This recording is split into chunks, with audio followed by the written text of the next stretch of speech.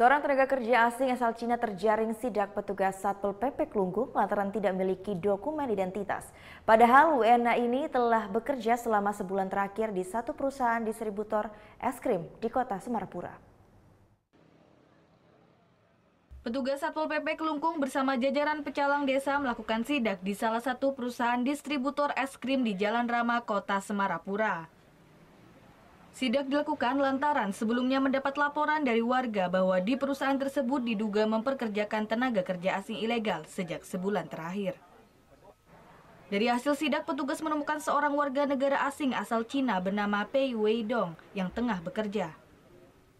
WNA yang disinyalir menjabat sebagai manajer area ini akhirnya terjaring sidak lantaran tidak dapat menunjukkan dokumen kerja serta dokumen identitas. WNA ini pun hanya bisa menunjukkan lembaran fotokopi paspor saja tanpa ada dokumen lainnya.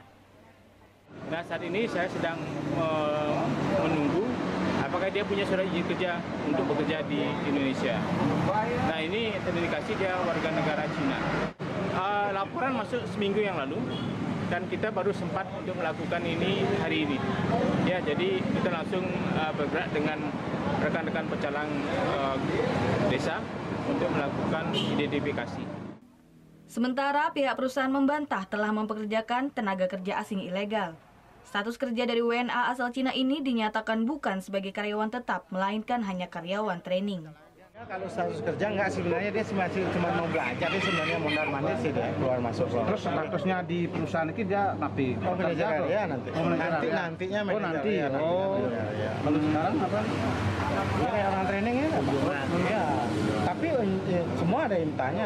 Saya juga nggak mau kalau ada imtanya. Iya Pak. Betul kan. Akibat kejadian ini untuk sementara waktu operasional perusahaan ditutup oleh petugas sampai perusahaan dapat menunjukkan dokumen resmi dari warga negara asing tersebut.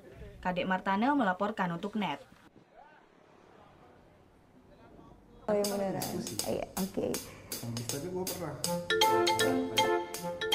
Nah, udah kan untuk beritanya? Jangan lupa di subscribe, di like dan juga di komen ya akun YouTube dari Net Bali. Terima kasih udah subscribe. Yang belum, jangan sampai lupa di sebelah sini nih. Notif subscribe.